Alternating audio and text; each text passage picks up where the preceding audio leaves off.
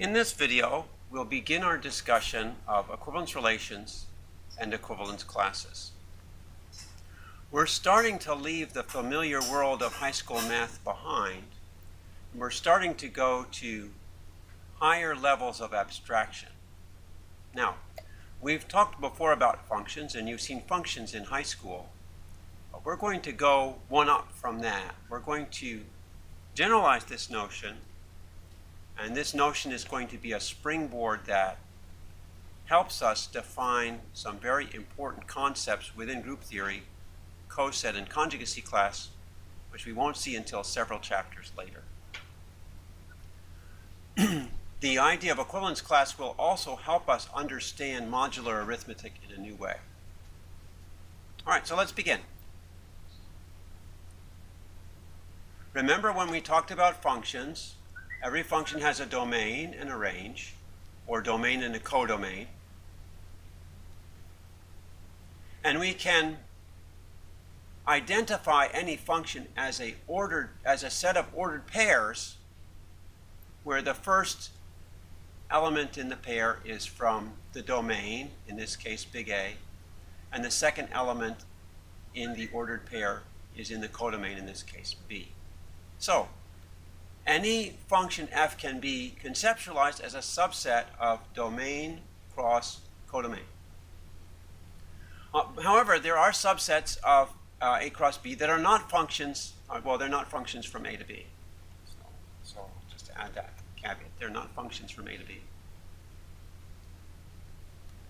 And let's look at some examples. All right, so here, let P be the set of all professional basketball players in the NBA. And let T be the set of NBA teams. I think there are 30 of them. So let's define this function f sub t from NBA players to NBA teams as follows. Ft of P is the team that P plays for. Now, if you think about it, this is a well-defined function. Every person plays for one team. They might have played for other teams previously, but right now they're playing for only one team. All right, so we could represent this function as a set of ordered pairs where the first number in the pair is a player, and the second item in the pair is a team. I said number, but I should say item because a player isn't a number. Now, on the other hand, we might be interested not just in the player's current teams, but in all teams that players have played for. Okay? Now, this relationship can be also characterized by a set of ordered pairs. We have PT in big P cross big T, such that P has at one time or another played for T. So you can imagine some NBA players who have played for 1, 2, 3, 4 terms, 4 teams. Then, for instance, you have LeBron played for Miami, so you would have LeBron Miami is one element of this set of ordered pairs. And you also have LeBron played for Cleveland, so you have LeBron Cleveland. Okay. Now, you can see this is not a function because you could not define a unique team that LeBron is associated with. So you can't call this a function. But it does express a relationship between players and teams. So in light of this example, it makes sense to define relation to be a subset of A cross B. And there's no restriction. Any subset of A cross B is a relation from A to B. So that's what this definition says. Suppose I have two sets, A and B. Any subset of A cross B is called a relation from A to B. In the special case where A equals B, any subset of A cross B, A is called a binary relation. So why is it called binary? Because you can think of these two items within the pair as some sense from the same set. They're two of a kind. Okay, so we can call it binary.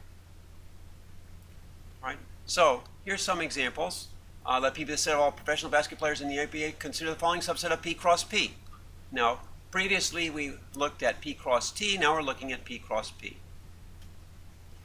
And we can say this subset of P cross P is the set P prime, PP prime. Oh, this would be a P cross P, sorry.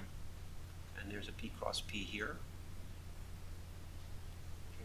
So we're looking at all ordered pairs such that P prime is the tallest teammate of P.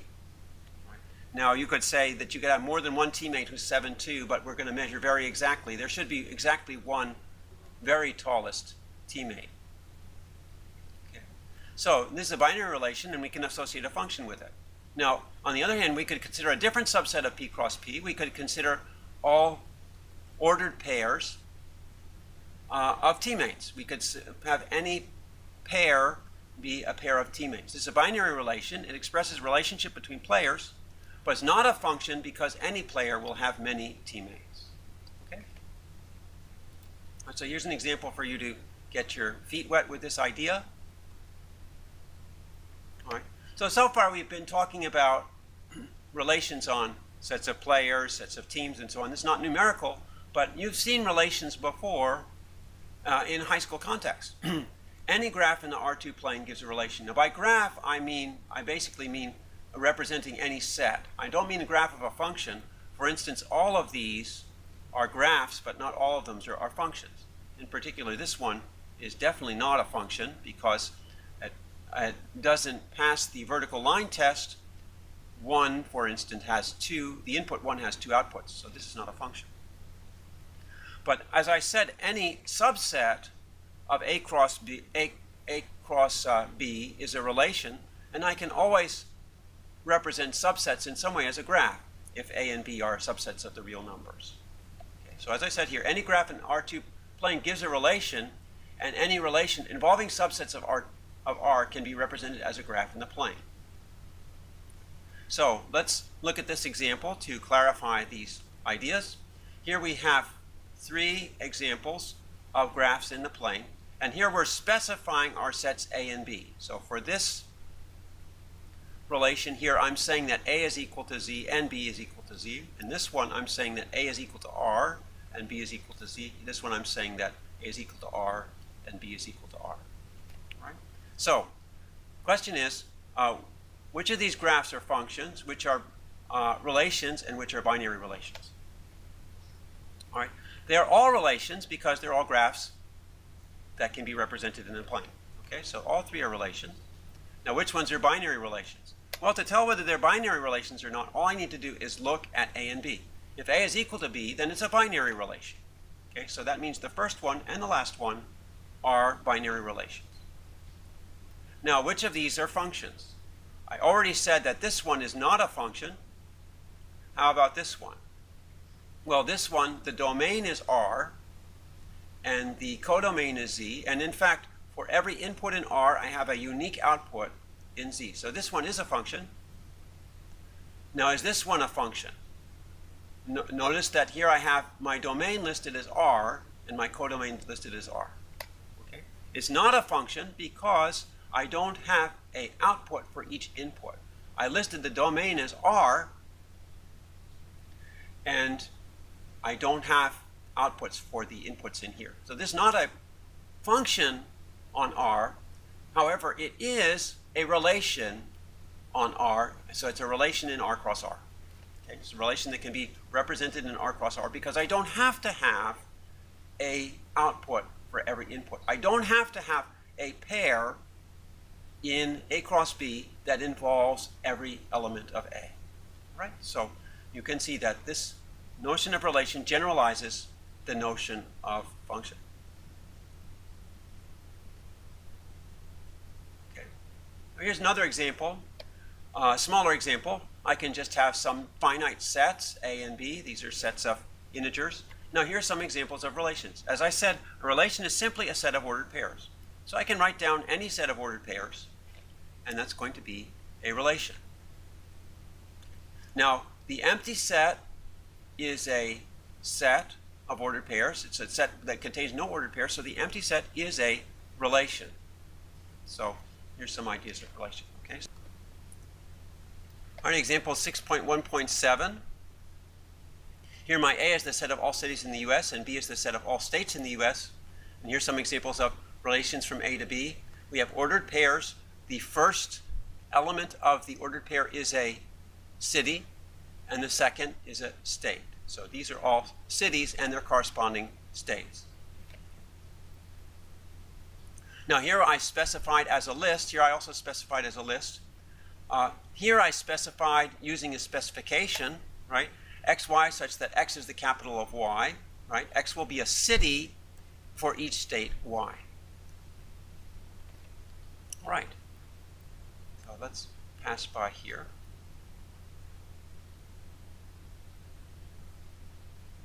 Now there's another pictorial way of representing relations when the sets involved are finite. I should be more specific. We can draw a picture to represent binary relations in this particular way if the set on which the binary relation is defined is a finite set. And here's the specification for doing that. We'll give some examples shortly.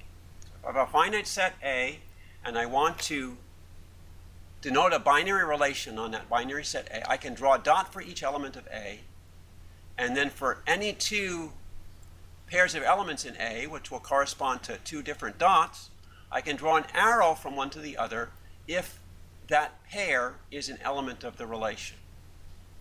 And this picture is called a digraph. Okay, so here's one example. I take the integers from 1 to 5 as my set. That's certainly a finite set. So if I want to make a digraph, I'll follow this specification. Why don't we just do it here? The answer is on the next page, but we can do it right here. I can do 1, 2. I'm going to put them in a line. It might not be the best thing, but we can try that. It's probably better to put them in a circle, but I'll risk it and put it like this. Okay. All right. So here's my relation. My relation is the set of ordered pairs xy such that x is not equal to y and x squared plus y is less than or equal to 10. All right. So let's be systematic about this. We have lots and lots of different ordered pairs that we can do here. Let's look at the ordered pairs first that have 1 in the first place. All right, so if I put 1 in the first place, the question is 1, 2 in this relation? Well, I need to see if 1, 2 satisfies the criteria. The criteria says x squared plus y is less than or equal to 10. So if I put x equals 1 and y equals 2, does that satisfy the criteria?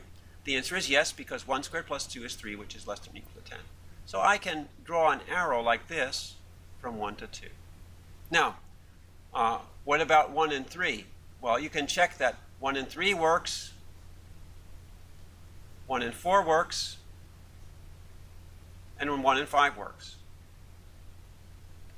As I said, this is probably a mistake not to put them in a circle. Usually you want to draw straight lines, and you'll see it on the next page how it's better organized. Sometimes you draw a practice graph, and then you can make it nicer so that the lines are all straight. All right, so that's all of the arrows involving 1. So these all go down to 1. Okay. All right, now, what about relations where 2 is the first element? Well, is 2, 1 in the set? Yes, if I take 2, 1, if I take 2 squared plus 1, that's 5, so that's in the set. So I can put an arrow like that. Now, usually instead of putting 2 arrows like that, I can just put a single bidirectional arrow. So I'm going to put a bidirectional arrow like that. Now, is 3, 1 in the set? Well, 3, 1 is in the set because 3 squared plus 1 is less than or equal to 10. 3 squared plus 1 is equal to 10. So I'll put this arrow back like that. This is a terrible graph. 4, 1 is not in the set. 5, 1 is not in the set. Sorry, I shouldn't have done that. Scratch that. Let's do, I said I was going to look at all the relations that have 2 in the first place. So 2, 1 is in the set. Now, is 2, 2 in the set? And the answer is no, because I specified that the first number can't be equal to the second number. Is 2, 3 in the set? Well, if I do take 2 and 3, I get 2 squared plus 3, which is 4 plus 3 is 7. Yes, that's in the set. Is 2, 4 in the set? 2 squared plus 4, yes, that's in the set also. Is 2, 5 in the set? Yes, that's in the set also. Okay. So you can see how I'm working this out. And let's see the nicer picture on the next page. You see, if you draw the elements in a circle, you can draw nice straight arrows. But you can check that all the arrows that I drew above are also in this picture, and then more. You also see that some of the arrows are bidirectional, because in this case 1 is related to 2, that corresponds to this arrow, and 2 is also related to 1. All right, so easy way to represent binary relations. All right. Here's another graph of a binary relation. Notice in this one they have loops. Now, where does this loop come from? This loop means that 1 is related to 1. So I have to draw an arrow from 1 to itself. Okay. So that's a different binary relation, and you can actually see that this binary relation, xy such that x divides y, is represented by the digraph up there.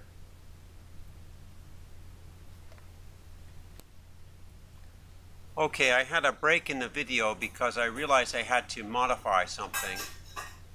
But here are a few more exercises that involve digraphs.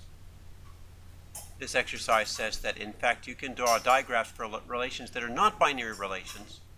You just need to have dots both for the elements of A and the elements of B. Okay, now previously when you talked about relations in high school, you used relation symbols like equals, less than, subset, and so on. These are used to compare elements of a set. Now, in fact, all of these can be considered as binary relations in the sense that we're now talking. For instance, using the symbol less than, we can define the following binary relation on R. And we call this set R less than to indicate it's the relational set associated with this symbol less than. And it's a set of ordered pairs. It's the set of ordered pairs in R cross R such that X is less than Y. All right, so that is in fact a binary relation according to our new definitional sense. Okay, and all of the conventional relational symbols that we've used can all be defined in this way as a set of ordered pairs. So instead of writing these sets, we use the comparison symbol to represent the binary relation. Right? Like we don't usually write. You don't usually write that, for instance, that 1, 3 is an element of R less than. You just say 1 is less than 3. We don't say 2 is an element of R equals. We say 2 is equal to 2. So we're going to do something similar with our new relations. We're going to use a relational symbol to indicate a relation between two elements. In other words, if xy is in the relation, then we say xy is in the relation means we write that as x tilde y or x twiddle y. Okay? So that's another way of writing that two elements are related. And you'll see how we use that in subsequent sections. So here's the summary of what I just said. We say that a tilde y if and only if a comma b is in the set associated with the relation. Okay, so as I said, we'll see examples of that to see how that works.